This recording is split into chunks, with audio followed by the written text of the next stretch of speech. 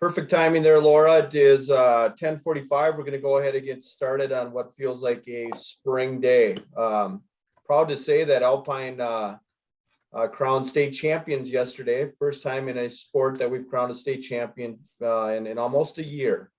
So that's a good sign for where we're going. And a course that had very little snow yesterday received 8 inches last night, it sounds like, of snow. So good luck to our schools and our teams and those competing, most importantly, on fresh snow here today as they head into Nordic skiing.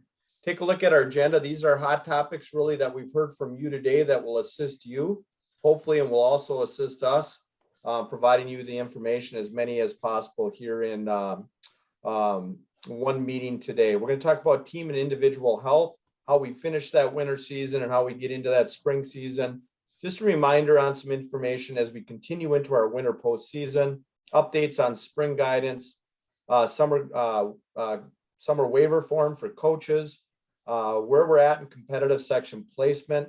Really good work done over the last couple of days, and then our quick takes as we let you go here for today. If we could head into the next slide, Eric, why don't you guide us a little bit on what we're hearing and what we're seeing around team and individual health?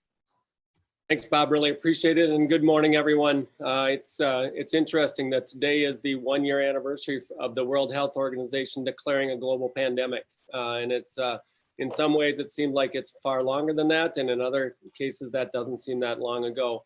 And so March 13th of 2020 was the date in which our tournaments were shut down and lots of other things were being shut down. Our goal here obviously is to move forward through our tournaments of our winter season all the way to completion. Your involvement and your actions are going to be critical in this situation as we go forward. We need to keep everyone as safe as we can. That's the way that we have to operate. So when or if there are reports or there are issues that come forward, it's critical that we respond quickly. And you've done it for quite some time now within your schools. And what I've seen that's gone really well is when ADs, as well as the other administrators within your school system, as well as nurses, et cetera, all get involved, have the same information, and really dig into that. Monitor the health of your student athletes as we go through the tournament timeframe. It's difficult this time of year when students are injured, and obviously with the COVID situation, if they might come down with a positive case, we need to take that action quickly and make sure that we continue to reduce any transmission. We've had cases throughout the year and our schools have done a great job of managing those. With the pressure of what comes with tournaments, that doesn't lessen at all in terms of the actions that you need to take. Make sure and follow that guidance, have clear protocols. The desire to compete doesn't mean that we reduce quarantine or change our practice in any way, shape, or form. Department of Health has provided those timelines and we follow that. And it's critical and important that we all do that. Think again about where you're at now. And obviously we're moving to a place where lots of you are down to varsities in a number of your activities. So even more so, if possible, reduce the size of pods where you can, limit the amount of contact that they have, not only in your practices, but as well in all other social aspects that they're taking part in. Some have gone to unique ways of doing travel. They've eliminated any kind of team gatherings other than those times when they're together for practice and or competition. Make sure and follow through with the quarantine and the isolation piece. A little bit later, we'll talk about again how we deal with those student athletes who might be on quarantine, maybe asymptomatic and not be a positive case, but might be able to come back somewhere along the way throughout the tournament run. Make sure and think about those things as we go forward. Our success as an organization and in being able to provide experiences all the way to the end of this season is going to be reliant on the work that's done at our local schools. We appreciate all that you've done along the way, and we need you to really double down at this time and be very vigilant. Take advantage of those testing opportunities when they're there. The Department of Health has now increased the opportunities for testing. And again, keep students safe and always make sure that we're doing the right thing. If you need assistance, never be afraid to reach out to one of us at the league. We're glad to help you out. So with that, Bob, I'm going to turn it back to you. Yeah, and Eric, I just want to reiterate something that you said. Correct me if I'm wrong. When it comes to something like quarantines, again, the diligence by our schools has been fantastic. But when families enter schools with MDH, they determine those quarantines. We try and assist depending on that amount of time that they're stating that quarantine should take place in those situations. So that is an MDH guideline that we then try and make opportunities still for those student athletes either prior to or coming out of that quarantine. Is that accurate, Eric? That is accurate. Yep, we've applied those rules as they've been written, and this group has heard a couple of times about some shortened quarantine opportunities, moving from the 14 down to the 10 or 7, depending on the situation. Many of our schools and districts continue to observe the 14 with good reason. It is the best way to move forward, and that is the best chance to make sure and reduce any chance of additional cases coming into our programs. Thanks, Eric. And so I know there's frustration at times when it appears you're hearing mixed messages as an AD. Just know that we're doing our best and working with MDH, but it is MDH that determines those quarantines. Let's move forward here if we could, Laura, at this time. Just a quick winter season update. We're heading into dance. I'll be setting up tonight at Edina High School in preparation for the next 2 days to again determine jazz and kick state champions. We have skiing going on right now. Wrestling team prelims are upon us, along as section play when it comes to swim and dive.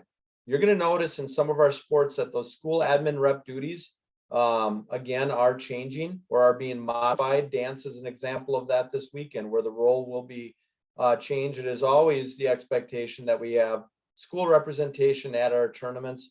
We're going to utilize them a little bit differently in dance. You'll note that for sure.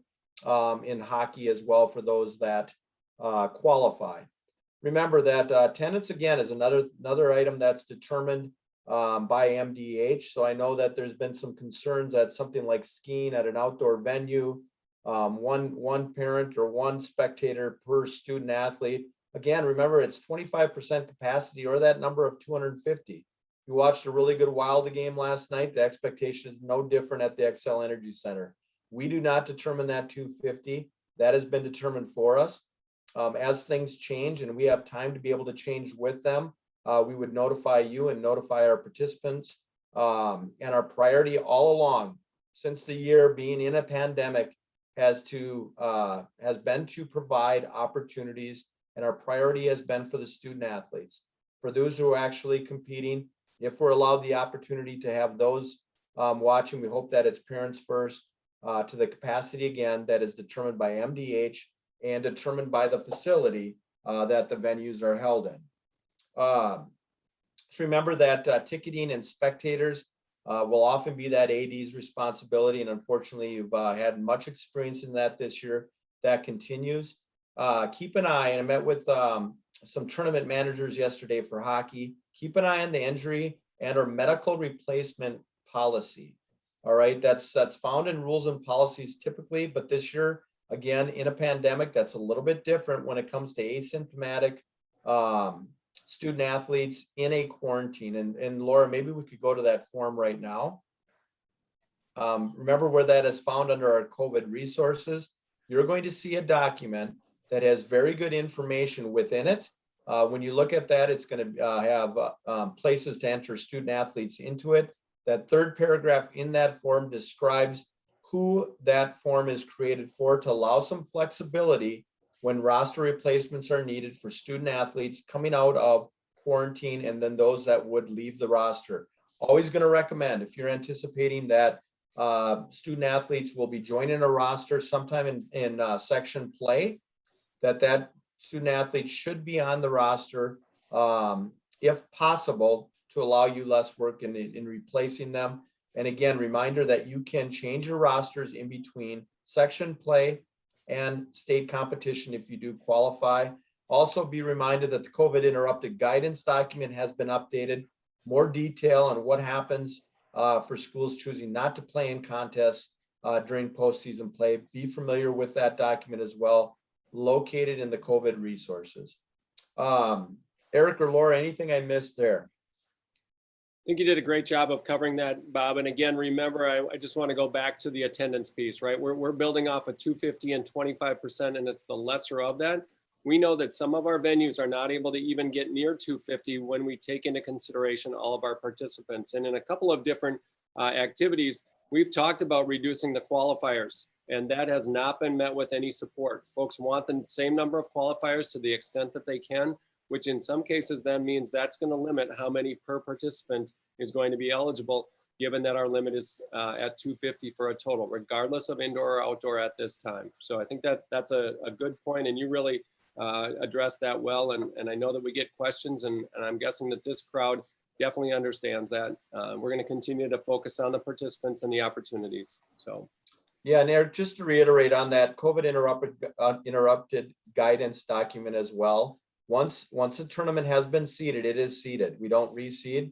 Once the schedule has been determined, you stay with those dates, and we don't change dependent upon teams and going into or coming out of quarantine, so to speak.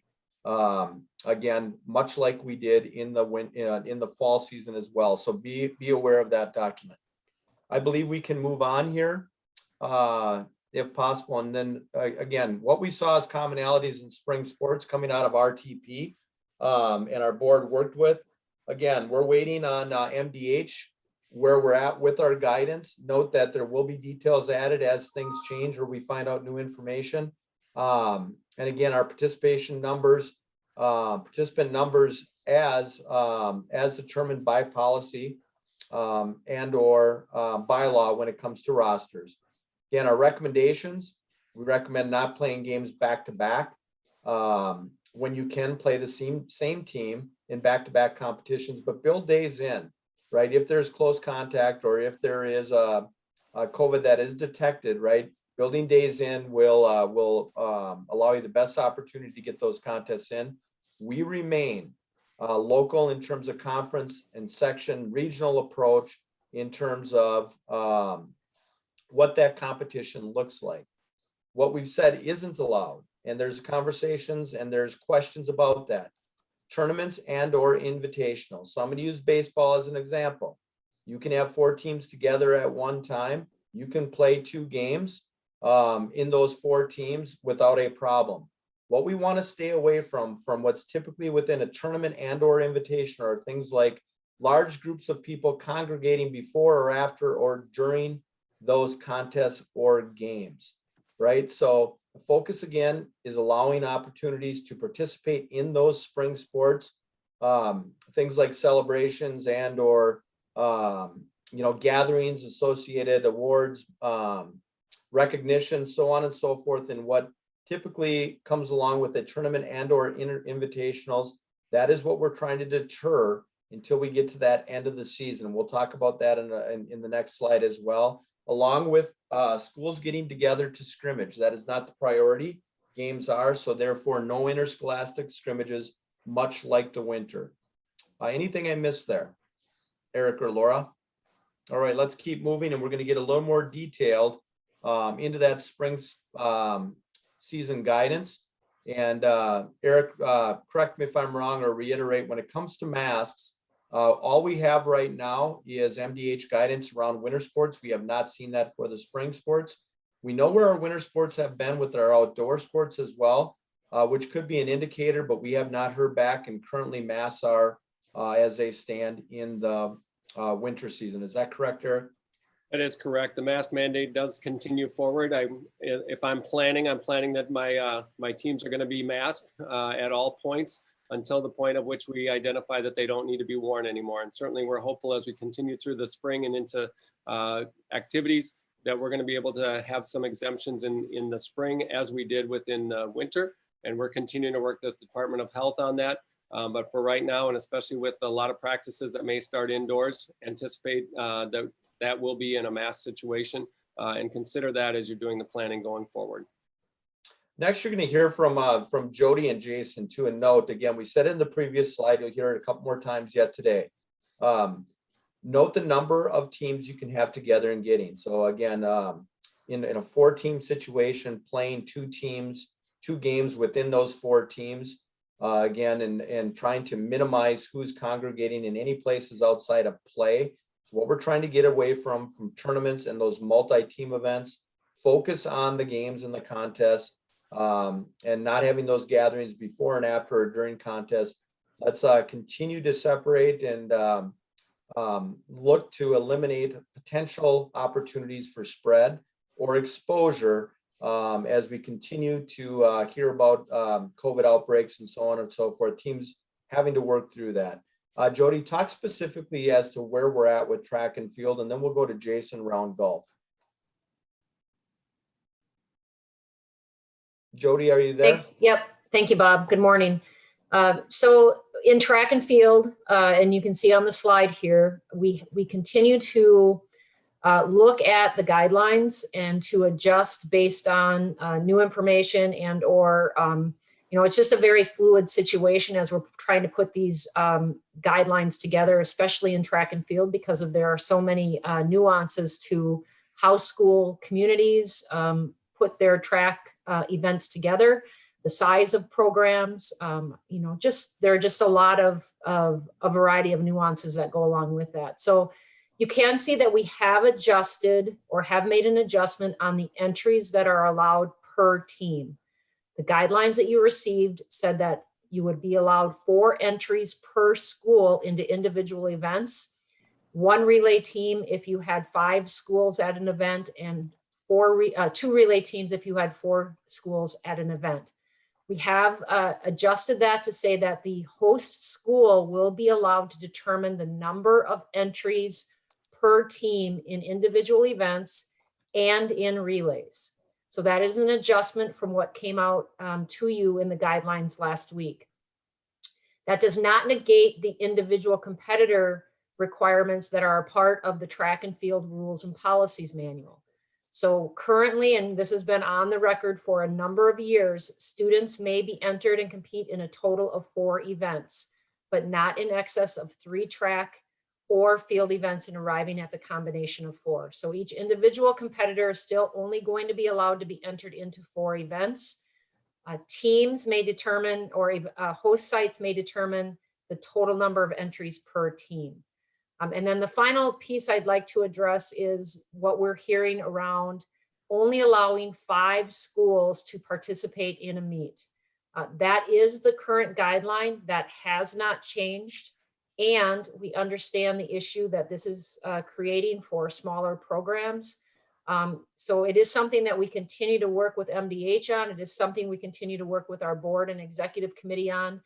And as, again, things are very fluid and moving forward, we understand the issue. So I appreciate your patience, and we will be continuing to work on trying to make those accommodations for smaller schools. Jason? Go ahead, Jason. Thanks, Bob and Jody. With respect to golf, just really following up on what Bob mentioned on the previous slide, and that the guidance that was sent out on Monday currently addresses that we will not have tournaments or invitationals. Yet the number of teams and schools involved in the competition would be dictated by the facility and what the course can accommodate. And what we're looking for, in commonalities across all of our spring sports, and golf is included in this, is we're looking for localized competitions. So we're looking for section, conference. If you want to have the entire conference at a golf competition, you can, but you just need to make sure that you have advanced communication about use of the facilities, practice green, driving range, formatting, whether it's shotgun or tee sheet, those kinds of pieces, to avoid congregation and gathering points for the competitors. And we would also recommend that if you do that and you have a large number of schools involved in a competition, try to keep the same schools together in foursomes. So have the same 4 schools to limit the crossing of pods. And we're just looking to avoid the increase in transmission, that risk, by eliminating gathering points, other congregations that are common to tournaments. As our ultimate end goal and priority is to provide opportunities for kids to play.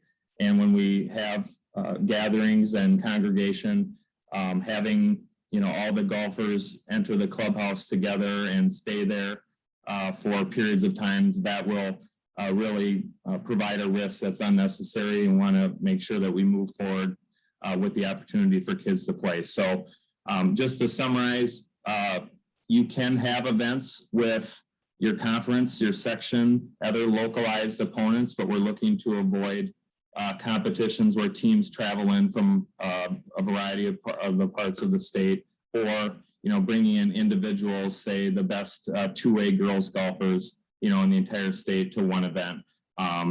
just to keep those competitions at a local level, and then also reducing gathering and congregation points. So hopefully that covers the questions that have been out there surrounding golf. Anything else to cover, Bob or Eric, on that? No, Jason and Jody, great job in working with your advisory groups and in the sports of golf and track that look a little different. I'm going to try and summarize what I heard just to keep this in mind. We heard that things have been adjusted already in like the sport of track. So hear that. We're looking for flexibility for schools and teams of all sizes, large teams, small teams, and also in a sport that emphasizes individual participation. Trying to provide those opportunities and flexibility as they exist without forgetting what we've learned about COVID, right? Minimizing exposure and opportunities for spread. I think what I heard you say too, Jason, let's try and minimize travel, right? Invitationals and or tournaments in some cases promote travel from across the state.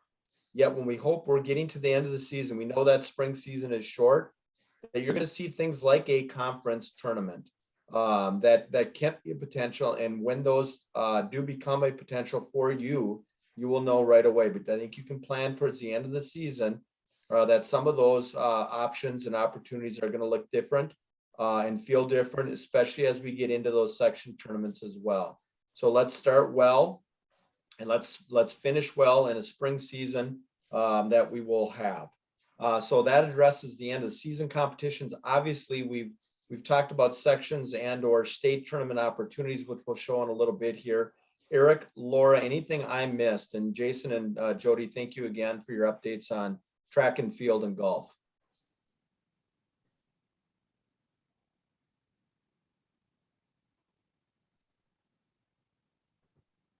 I think we're ready to move forward. Thanks so much. All right, thanks, Eric. All right, so you're going to recognize a visual of what that end of the season looks like. Again, and recognize this. Our executive committee did approve that start of the summer coaching waiver period. Again, remember that is June 7th, where coaches have access to student athletes. They gain access to work with student athletes through that summer waiver form that will be available on your dashboard. Is not there yet, but hold tight. That will be available for your coaches to be able to do so. Just a reminder that back to that summer coaching waiver period, that no contact period is the same, July 3rd through the 9th, and it will end or conclude at the end of July on the 31st in this case. Also note section competitions, right? We will turn that period of time back over to our regions for our tournaments for them to determine the length of that section tournament, the length of time that they're able to have to complete that tournament. So watch as some of those dates change. Some of them may be scaled back that would allow for more regular season competition, depending on your tournament manager and or the region that you participate in. Any changes that would occur within this, we would make sure that you're notified that as well. I'm going to move on to competitive section placement unless someone stops me. Take a look at March 4th. Again, that was a week ago. Appeals were due. I would like to just acknowledge our AD's advisory and a smaller group within that advisory looked at every one of those appeals that was submitted by March 4th. I would just like a shout out to Ryan Blahoski out of Wilmer, Ryan Groh at Black Duck, Lisa Quidno in Austin, Tony Fisher out of Minneapolis, Justin Brown at Litchfield. They spent 12 hours over the last 2 days scoring appeals, utilizing the rubric, bringing that to AD's advisory, looking for consistency on schools that would qualify for appeal as in terms of a recommendation. They don't make that decision. That is a recommendation made to the executive committee. They will meet on Monday as noted here within that timeline. So we're getting very close to starting placing those schools within sections because their classification has now been determined. Keep an eye on that March 29th date.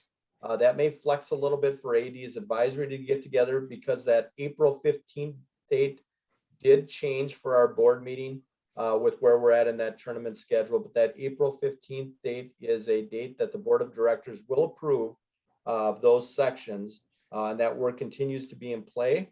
And we are on schedule to complete that as we currently have.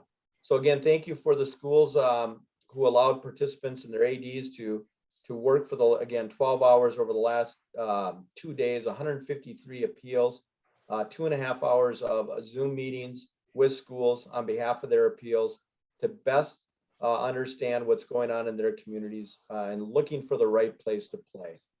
If there's nothing there, I'm going to again continue to move on. Here's what we looked at within that rubric, and here's what those administrators saw within the scoring of that rubric. And the scoring was 6 of the questions was objective based on numbers, things like enrollment trends, free and reduced, percentage again, SLIFE, your success in the regular season versus postseason. And then the other factors were really addressed in a more subjective narrative format, the last 5 questions, where again, we put point totals on those. There's an example that we showed last week of what those point totals look like, looking for consistencies in what types of schools may qualify for an appeal. Remember, when an appeal takes place and if it is granted, they would be dropped in that class below them. Another school does not move up that class. What that does is it increases the number of teams participating in that class below. So again, great job by that group. And here's what they used, an example of the tool within the rubric. So again, with competitive section placement, we can move on, I believe here. What's been done? Again, AD advisory made recommendations on the appeal. That last bullet is now different. Executive committee I mentioned will meet on Monday. Placements will be finalized here prior to again, probably that March 29th area, and then it will be approved by our board of directors on April 15th. We'll also finalize admin regions, and section placements will begin and will be taking place upon approval from the executive committee. Please keep your eyes and ears open on those updates that come out. We'll try and do our best to update you on this as well as during our lead weekly meetings. On to the next slide here. Again, Eric, I'm going to turn it over to you as we finish up here with our quick takes. Thanks, Bob. Lots of information there around competitive section placement. As you know, that's a significant process to work through. And again, as he mentioned, kudos to the entire group, and especially also to Bob and Amanda Johnson here at our office, as well as Laura and Lynn, who have assisted in getting data. But that's a ton of work to set all of that up and be able to work through it. Some good news in terms of the action taken by our schools. And the good news is around the engagement that has taken place across the state. We're better than 530 member schools, and we had 430 that took action and engaged in a vote around a constitutional amendment. We know that amendment adds 2 positions for superintendents on the board of directors, and those individuals would be selected by MASA, which is the official association for our superintendents. And so again, that would take place on August 1 as we start a new school year. And when you look at the numbers, we had 430 of our schools that voted, and appreciate that those votes came from all different sectors of our membership, from public, from non-public, from small, large, homeschools, et cetera. Everyone took part, and really appreciate that folks took action. I think that speaks really well to the engagement and the involvement that our member schools have with the Minnesota State High School League. So appreciate that. And I would anticipate as we continue forward, there are other aspects within our constitution or other parts of our organization that will also be coming forward in member school votes. That's not going to happen this school year, but as we continue to take a look at updating, and we know the amount of change and disruption that's taken place within education, we need to make sure that the high school league moves appropriately with those changes.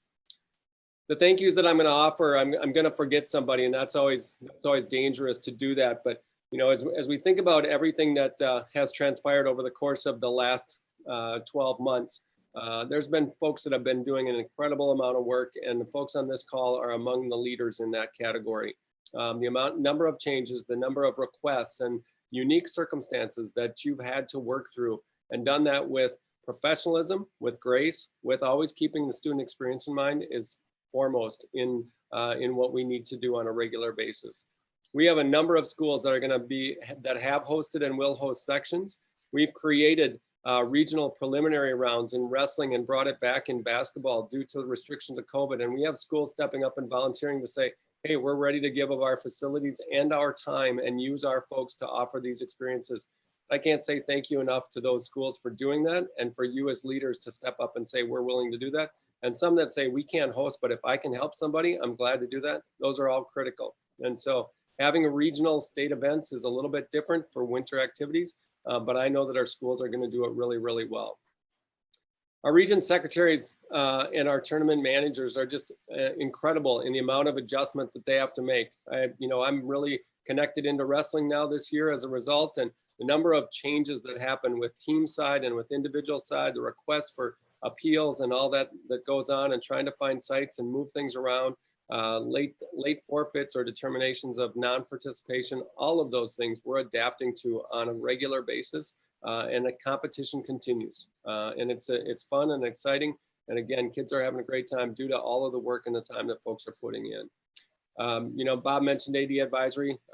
They've been a great group and continue to be a great group. And there are a number of committees. Our sport advisories have been critical in every one of our seasons to be involved, to be engaged. And again, always focus on what are we doing for the students and how do we best provide that. Got a lot of folks out there in the public that at times think that maybe our priorities aren't in the right place, but if we focus on student experience and opportunity, we're always going to be in the right place as we go forward. And again, as we head deeper into our tournament season, I think it's just really critical and important that recognize that folks are going to be watching and paying attention to everything that's going on. I've seen a couple of clips just this week on news programs around some of our programs within our state, highlighting the work that they've done. Incredibly impressive in terms of the protocols that are in place. Kids are all masked, coaches are all masked, distancing is being observed, capacities, it's clear to see that those numbers are appropriate. We don't have gatherings, we don't have large groups in the stands. All of the interviews are taken either at distance or virtual or with masks on. Just really, really good examples of how we do this best. And again, it's about creating a safe experience and bringing as many teams and individuals to the finish line as we possibly can going forward here. So keep that in mind as we go forward. One last thing that I know you're looking forward to, and Laura always wants to make sure that we mention, COVID data collection for winter last 2 weeks is tomorrow. And so that will be coming your way. I know that's one extra thing on the to-do list and appreciate your work. Again, data is critical. And we're in that unique spot where we're close to transitioning from winter into spring. And so that data continues to be critical and important as we move forward. Bob, I'll turn it back to you for any last words. All right. Thank you, Eric, and good luck to everybody as we enter postseason here and conclude postseason in some of our sports. Thanks for your continued leadership as you lead your communities during the most difficult of times. We're looking forward to spring, and we're looking forward to seeing you again next week. So this concludes our meeting for today. Have a great one.